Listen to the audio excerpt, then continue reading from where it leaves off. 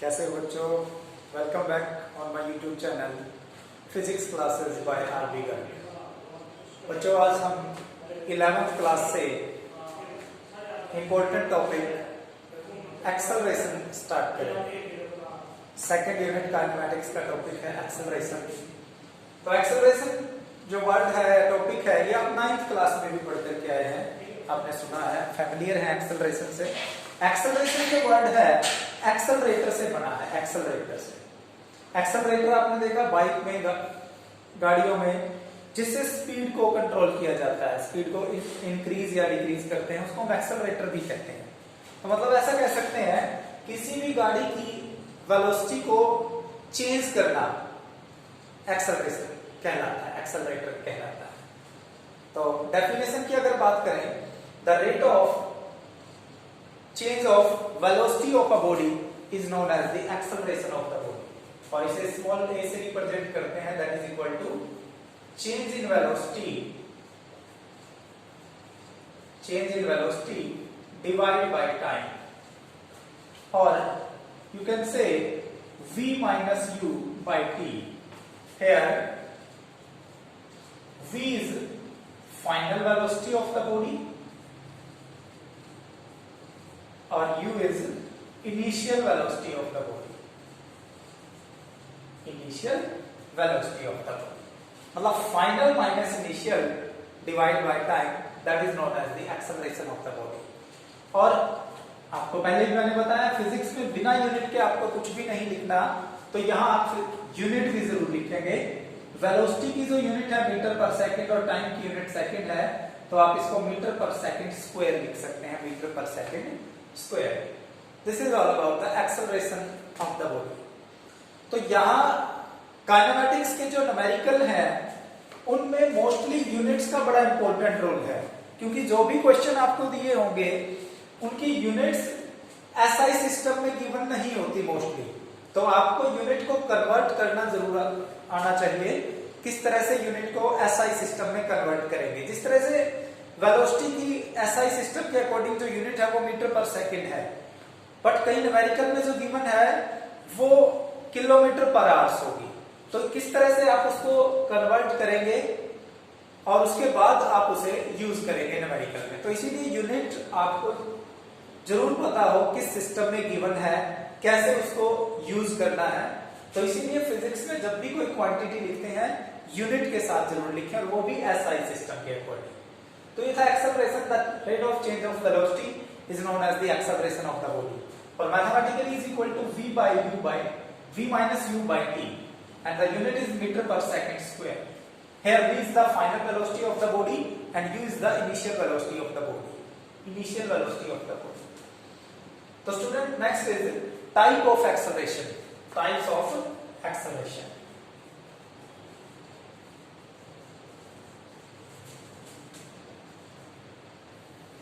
जिस तरह से स्पीड और वेलोसिटी के जो टाइप्स हैं वो 4 टाइप्स थे, उसी तरह से एक्सेलरेशन के भी 4 टाइप्स हैं। There are 4 types of acceleration. First is uniform acceleration, second is non uniform acceleration, third is average acceleration, and fourth is instantaneous acceleration.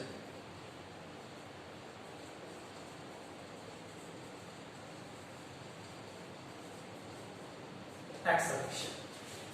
So these are the 4 types of acceleration. One by one सभी को discuss करेंगे। तो आपने देखा जिस तरह से speed और वेलोसिटी के 4 टाइप्स थे, उसी तरह से एक्सेलरेशन के भी 4 टाइप्स हैं। यूनिफॉर्म वर्ड से आप फैमिलियर हैं। यूनिफॉर्म का मतलब एक जैसा, एक समान, और एक्सेलरेशन अभी मैंने आपको बताया।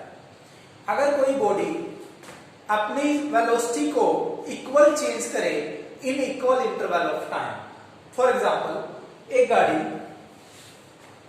ए से बी 10 मीटर पर सेकंड की स्पीड से मूव करती है for 5 second, B to C 20 meter per second in 5 second. तो आप क्या देख रहे हैं कि हर 5 सेकंड में उसकी जो वेलोसिटी का चेंज है वो इक्वल है। This is known as the uniform acceleration. तो डेफिनेशन अगर लिखें तो आप क्या लिख सकते हैं, when a body change its velocity equal in equal interval of time then the acceleration of the body is known as the uniform acceleration. Similarly non uniform acceleration, non uniform में आप एक इंटरवल को equal रखें और एक interval को unequal कर दें। फॉर एग्जांपल वेलोसिटी बॉडी की जो है बराबर बढ़ती जा रही है, इक्वल इंक्रीज होती जा रही है 10, 20, 30, 40, लेकिन उसका जो टाइम इंटरवल है वो इक्वल नहीं है। पहले 5 सेकंड में इंक्रीज किया 10, फिर उसने 10 सेकंड में इंक्रीज किया, फिर उसने 20 सेकंड में इंक्रीज कर दिया। तो जो टाइम का इंटरवल है वो चेंज हो गया, लेकिन वेलोसिटी का इंक्रीज होने का जो इंटरवल था वो सेम था। तो यहां पर हम कहेंगे this type of acceleration is known as the non uniform acceleration. When a body changes its velocity equal in unequal interval of time, then the acceleration is known as the non-uniform acceleration. That is non-uniform acceleration. And the third is average acceleration. Average word से हम familiar हैं। जो भी acceleration का formula given है, acceleration का formula अगर आप देखें, that is velocity change in velocity divided by time, that is the acceleration। तो उस फॉर्मूले के अंदर अगर चेंज के साथ मैं टोटल वर्ड लिख दूं, चेंज के साथ टोटल लिख दें और टाइम के साथ भी टोटल लिख दें, तो यहां जो एक्सेलरेशन होगी वो एवरेज होगी। तो क्या लिखेंगे, it is the ratio of total change in velocity of the body to the total time taken by the body. This is known as the average acceleration of the body. And the last is instantaneous acceleration. Instantaneous word से आप familiar हैं। Instantaneous का meaning है at any instant of time. At any instant of time. When a body change its velocity with time, this is known as the acceleration. और किसी भी body की acceleration at any instant of time is known as the instantaneous acceleration. It is the acceleration of a body at any instant of the time. This is known as the instantaneous acceleration. This is known as the instantaneous acceleration. So this is all about the acceleration and its type. तो ये था acceleration और उसके type. Acceleration से related कई सारे numerical आपको books में मिल जाएंगे। तो कुछ बेसिक जो numerical है किस तरह से होते हैं और कैसे यूनिट्स को कन्वर्ट किया जाता है वो मैं आपको सिखाता हूं। उससे पहले एक वर्ड और आपको मैं बता दूं, रिटार्डेशन। रिटार्डेशन रिटार्डेशन को नेगेटिव एक्सेलरेशन भी कहा जाता है। नेगेटिव एक्सेलरेशन मतलब एक बॉडी की जो वेलोसिटी है अगर वो इंक्रीज होती रहे, बढ़ती रहे 10 से 20, 20 से 30, 30 से 40, तो यहां पर जो एक्सेलरेशन होगी वो पॉजिटिव होगी। लेकिन अगर किसी बॉडी की वेलोसिटी डिक्रीज होती रहे, मतलब 30 से 20, 20 से 10, 10 से 0, तो इस टाइप की एक्सेलरेशन का जो नाम है वो रिटार्डेशन है। That is also known as the negative acceleration. क्योंकि एक्सेलरेशन का जो फॉर्मूला है वो v minus u by T है। v minus u by T है। अगर वेलोसिटी इंक्रीज होगी तो फाइनल ज्यादा होगी, इनिशियल कम होगी, तो रिजल्ट आपका पॉजिटिव रहेगा। अगर इंक्रीज होती है वेलोसिटी और acceleration v minus u by T negative होगा कब, अगर वेलोसिटी डिक्रीज होती है। मतलब इनिशियल वेलोसिटी ज्यादा थी और फाइनल वेलोसिटी कम है तो रिजल्ट नेगेटिव होगा। This type of acceleration is known as the retardation. This type of acceleration is called retardation. तो हम बात कर रहे थे कुछ क्वेश्चंस की न्यूमेरिकल की। जब भी कोई एक्सेलरेशन से रिलेटेड न्यूमेरिकल आप सॉल्व करेंगे तो उसमें दो इंपॉर्टेंट पॉइंट है जो आपको ध्यान रखने हैं कि जब भी आपको न्यूमेरिकल में गिवन है a body start from rest, जहां भी ये वर्ड लिखा आपको मिले स्टार्ट फ्रॉम रेस्ट, तो वहां u0 होगा। ये सबसे इंपॉर्टेंट पॉइंट है। और दूसरे क्वेश्चन में कुछ इस तरह से हो सकता है। अब finally the body come to rest, finally the body will stop, कुछ इस तरह से अगर लिखा है तो वहां पर v आपको 0 लेना है। ये दो इंपॉर्टेंट पॉइंट हैं जो न्यूमेरिकल में आपको स्टेटमेंट से, लैंग्वेज से ही पता चल जाएगा कि वहां u 0 है कि वहां v 0 है। ये इंपॉर्टेंट पॉइंट है। तो ऐसा ही एक न्यूमेरिकल हम स्टार्ट करते हैं, उसकी स्टेटमेंट आपको मैं बताता हूं।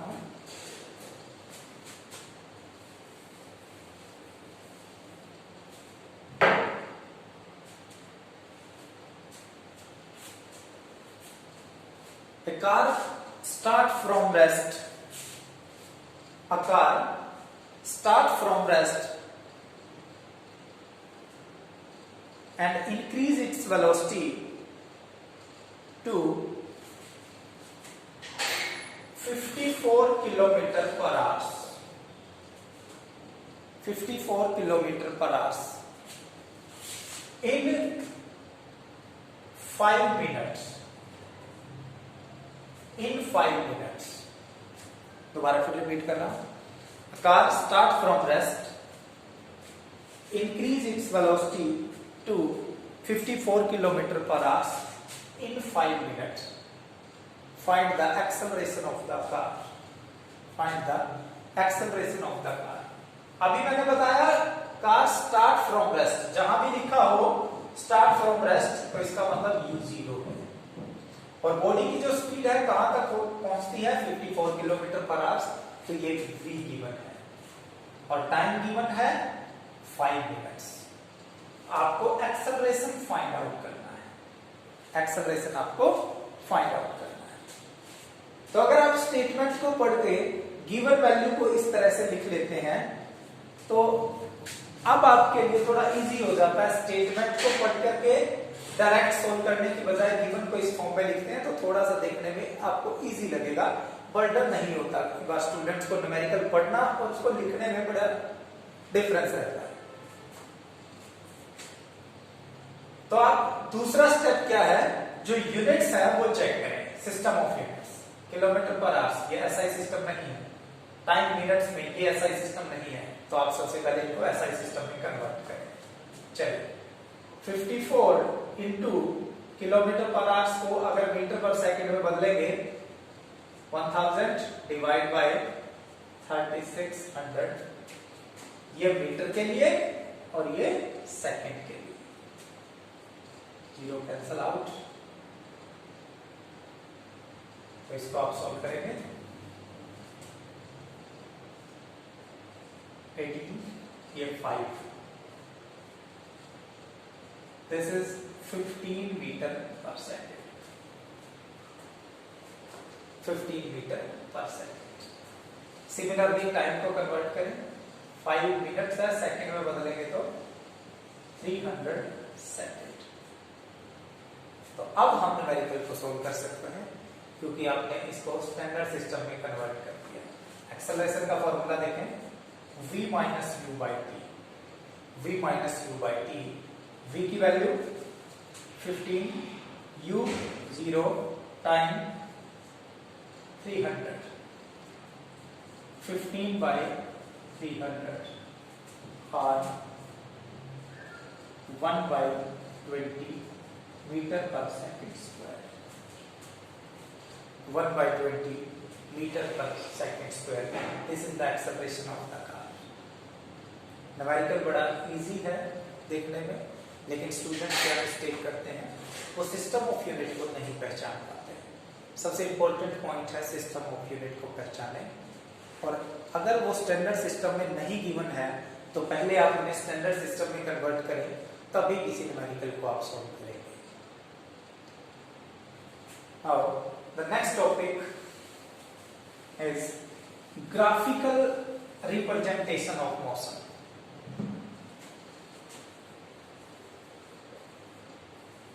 Graphical representation of motion. Motion को हम डिस्कस कर रहे हैं, स्पीड, वेलोसिटी, डिस्टेंस, डिस्प्लेसमेंट हमने डिस्कस किया, एक्सेलरेशन डिस्कस किया। तो क्या ग्राफ से भी हम मोशन को रिप्रेजेंट कर सकते हैं, ये यहाँ पर डिस्कस करेंगे। अगर कर सकते हैं तो किस किस टाइप से उसको रिप्रेजेंट किया जा सकता है। ग्राफ जो है एक इंपॉर्टेंट और बड़ा यूजफुल इंफॉर्मेटिव मेथड है किसी भी इंफॉर्मेशन को रिप्रेजेंट करने का। आप क्रिकेट मैच देखते हैं, अगर आपने मैच नहीं भी देखा तो आप बीच में से क्रिकेट मैच को स्टार्ट किया देखना, तो वहां कई बार एक ग्राफ बना रहता है, ओवर रन। तो वहां से आइडिया हो जाता है जिस पर्सन ने मैच नहीं देखा, किस ओवर में कितने रन आए हैं, कहां विकेट गिरी है, ये सब उसको आइडिया हो जाता है। तो मतलब जो ग्राफ है एक बड़ा बढ़िया मेथड है किसी भी चीज को रिप्रेजेंट करने के लिए। किसी भी कंपनी की जो प्रोग्रेस है उसको दिखाया जा सकता है, या जैसे इंडिया में पॉपुलेशन इंक्रीज होती है ईयरली, तो उसको हम ग्राफ से शो कर सकते हैं। आपको पता चलेगा किस ईयर में कितना इंक्रीमेंट हुआ पॉपुलेशन में। तो उसी तरह से मोशन को भी आप ग्राफ से रिप्रेजेंट कर सकते हैं। There are two types of graph which are used for representation of motion. First is position time graph. Position time graph, and second is velocity time graph. Velocity time graph. तो one by one दोनों को discuss करेंगे, position time graph and velocity time graph. First we will start with position time graph. तो student position time graph, एक axis पे आप position यानी कि डिस्टेंस या डिस्प्लेसमेंट लिखेंगे और दूसरे एक्सिस पर आप वेलोसिटी को लिखेंगे, वेलोसिटी टाइम को रिप्रेजेंट करेंगे। That's why it is called position time graph, like this axis for time, this axis for position. तो दो टाइप के क्वेश्चन रहते हैं जो पोजीशन टाइम ग्राफ या ग्राफ से एग्जाम में होते हैं। फर्स्ट टाइप है आपको ग्राफ गिवन है और वहां से आपको पता लगाना है कि ये किस टाइप की मोशन को रिप्रेजेंट करता है। दूसरा क्वेश्चन होता है कि आपके पास मोशन का टाइप गिवन है और आपको उसे ग्राफिकली रिप्रेजेंट करना है। तो वन बाय वन दोनों टाइप के क्वेश्चन को हम डिस्कस करेंगे। तो पहले मैं ग्राफ से उसके टाइप को, उसके नेचर को पहचानना आपको सिखाता हूं। For example, for this graph what is the nature of the motion? Okay? आप देखें पोजीशन और टाइम दोनों इक्वल इंटरवल पर इंक्रीज होते जा रहे हैं। जैसे जैसे टाइम इंक्रीज होता है बॉडी की पोजीशन भी चेंज होती जा रही है और इक्वली चेंज होते जा रहे हैं। तो हम कह सकते हैं कि किस टाइप के मोशन को रिप्रेजेंट करता है, दैट इज, याद करें, equal change in position in equal interval of time, that is uniform motion. ये ग्राफ किसको शो करता है? यूनिफॉर्म मोशन को शो करता है। अगर दूसरा ग्राफ ड्रॉ करें टाइम और पोजीशन, यहां पे कुछ इस टाइप से आप दिखा रहे हैं, तो यहां कोई यूनिफॉर्मिटी नहीं है, यूनिफॉर्मिटी नहीं है। तो that is non uniform motion, non uniform motion. क्योंकि स्टार्टिंग में तो आप देख रहे हैं टाइम और डिस्टेंस जो है पोजीशन चेंज बराबर होती है, लेकिन उसके बाद कभी कम है कभी ज्यादा है, कुछ आइडिया आपको नहीं होता। जैसे बाइक से आप गाड़ी से मार्केट से जाते हैं तो वहां आपकी स्पीड कभी कम होती है कभी ज्यादा होती है, according to the crowd. That is non uniform motion.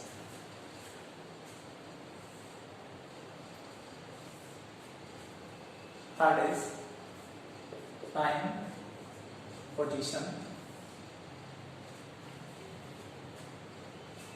तो इस ग्राफ से आप क्या समझ रहे हैं, क्या इंफॉर्मेशन आपको मिलती है? टाइम इंक्रीज होता जाता है लेकिन पोजीशन जो है बॉडी की वो फिक्स है, सेम है। इसका क्या मतलब है? The body is at rest, body is at rest, जो बॉडी है वो रेस्ट पर है। तो ये इंफॉर्मेशन आपको यहां से मिलती है। अब कई बार एग्जाम में कुछ इस टाइप का ग्राफ गिवन होता है और स्टूडेंट से इसका नेचर पूछा जाता है, like this.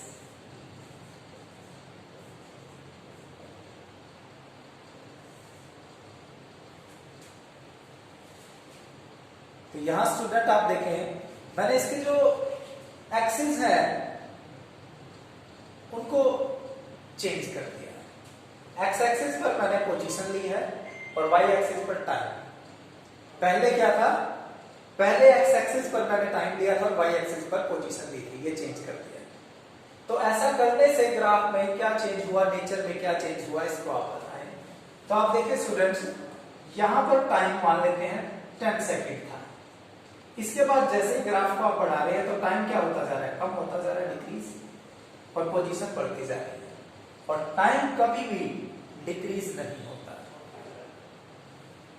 It means this graph is not possible, not possible.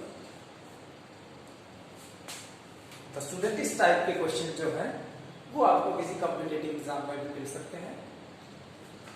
Not possible क्योंकि टाइम कभी भी डिक्रीज नहीं होता, टाइम कभी भी डिक्रीज नहीं होता। और भी कुछ इस टाइप से क्वेश्चन कहते हैं, ये टाइम है और इस साइड आप पोजीशन को रिप्रेजेंट करें। तो ग्राफ को देखें आप,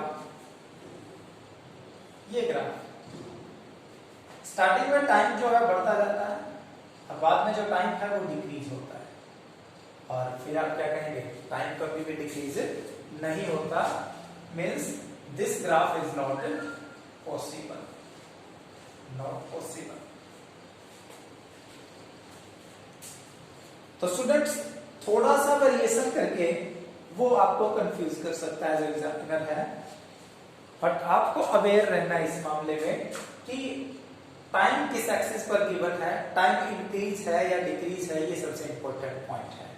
क्योंकि टाइम जब भी डिक्रीज होगा तो वहां ये बात प्रूव हो जाती है कि ये जो ग्राफ है वो पॉसिबल नहीं है। क्लियर है स्टूडेंट्स? तो इसके बाद नेक्स्ट टाइप डिस्कस करते हैं जिसका नाम है velocity time graph, velocity time graph.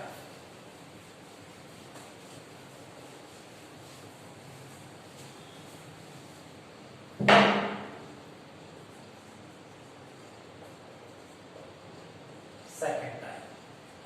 Similarly x axis पे टाइम और वाई एक्सिस पे आपको वेलोसिटी करके चलनी है। उसी तरह से आप ग्राफ ड्रॉ करेंगे और आपको नेचर यहां पर बताना है। तो ये किस टाइप के मोशन को शो करता है, यहां पर वेलोसिटी और टाइम इक्वली चेंज होते जा रहे हैं। आप दिखाते हैं equal change in velocity in equal interval of time. What is this? This is uniform acceleration. ये यूनिफॉर्म वेलोसिटी नहीं है, यूनिफॉर्म मोशन नहीं है, ये यूनिफॉर्म एक्सेलरेशन है। सबसे इंपॉर्टेंट पॉइंट है, मोस्ट ऑफ द स्टूडेंट इसे यूनिफॉर्म मोशन लिख देते हैं, बट ये डिफरेंस नहीं पहचानते कि यहाँ वेलोसिटी लिखा है, पोजीशन नहीं लिखा है। Second time velocity, again this type you can say it is non-uniform acceleration.